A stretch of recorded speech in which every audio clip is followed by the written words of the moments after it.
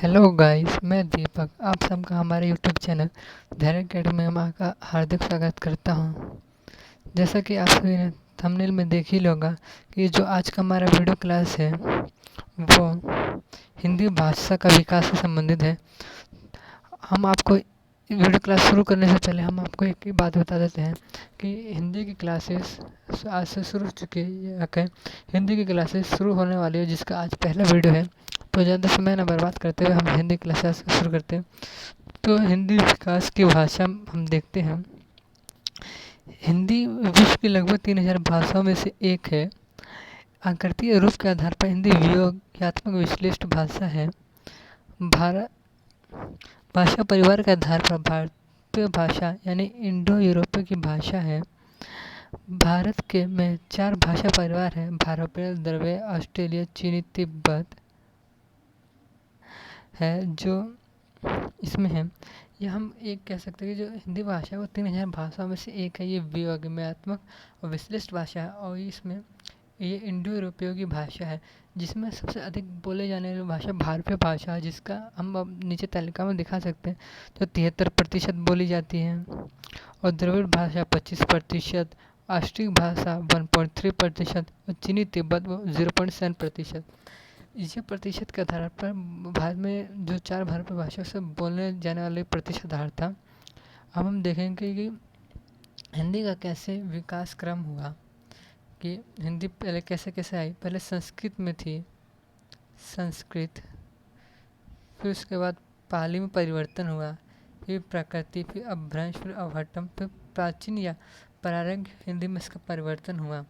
हिंदी का इस प्रकार से क्रम परिवर्तन हुआ। आपको सब पाली के बाद संस्कृत, पाली, प्राकृतिक, अपभ्रंश, अवहट्ट, प्राचीन, प्राकृतिक, प्राचीन या प्रारंभिक हिंदी जो हम आज के समय में जानते हैं वो हिंदी है। हिंदी भाषा की भी कुछ मान्यता भी इसे प्राप्त दी गई है, क्या कहें, कुछ उपलब्धियाँ भी हैं। तो हम जान लें क्या है वो। 8वीं अनुसूची भारतीय संविधान की। भारतीय संविधान जब हमारा बना था 1950 में, तो उसमें कुछ भाषा शामिल की गई थी। उस भाषा का इसमें जिक्र है। जब 1950 में जब भारत में संविधान लागू हुआ था तो 8वीं अनुसूची में 14 भाषाएं थी, जो आज बढ़कर 22 हो गई है। इस अनुसूची में जो प्रारंभ में भाषा थी वो ये इस प्रकार है: असमी, बंगाली, गुजराती, हिंदी, कन्नड़, कश्मीरी, मलयालम, मराठी, उड़ीसा, पंजाबी, संस्कृत, तमिल, तेलुगु, उर्दू। ये 14 भाषा जब भारतीय संविधान लागू हुआ था तो उस वक्त थी। उसके बाद 21वें संशोधन के तहत 1967 में सिंधी को शामिल किया गया। फिर उसके बाद कंकड़, मणिपुर और नेपाली को भी 31वें संशोधन के तहत 1992 में शामिल किया गया, जिससे इनकी संख्या बढ़कर 18 हो गई थी।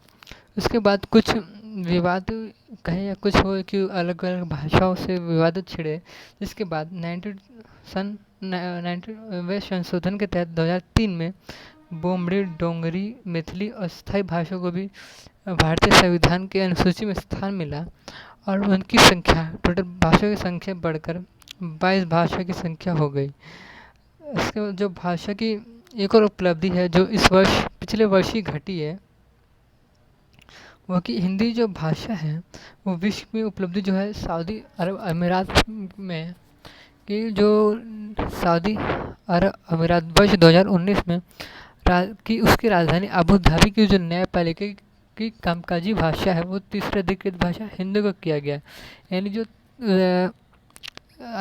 यूएई की जो राजधानी अबू धाबी की जो न्यायपालिका की भाषा है वो हिंदी को मान्यता दी गई है। जो पहली भाषा वो अरबी है, दूसरी भाषा इंग्लिश है और तीसरी भाषा हिंदी को शामिल किया गया। इसके आगे चलते हैं।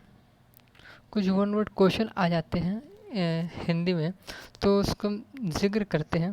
तो उस जिक्र करना शुरू कर उसके बारे में बता दें। जो हिंदी भाषा की लिपि है वो देवनागरी है। भारतीय संविधान के किस अनुच्छेद में राजभाषा के संबंधित प्रावधान है कि जब भारतीय संविधान लागू हुआ तो उनका 8वीं अनुसूची के तहत उनके भाषाओं में सम्मिलित किया गया, तो जो उनकी बारे में पूर्ण रूप से जानकारी है वो अनुच्छेद 343 से 351 तक है। अब दक्षिण भारत हिंदी प्रचार का सभा का मुख्यालय कहाँ है? जो दक्षिण भारत है उसमें हिंदी प्रचार के लिए वहाँ पे हेड क्वार्टर कहाँ है? तो उसका चेन्नई में हेड क्वार्टर है। जब भारतीय संविधान लागू हुआ था 91वें संशोधन में किस चीज़ का वर्णन किया गया? तो उस 91वें संशोधन में हिंदी के विकास के लिए निर्देश दिए गए कि हिंदी का किस तरह से विकास किया जाना चाहिए, उससे संबंधित निर्देश किए गए हैं।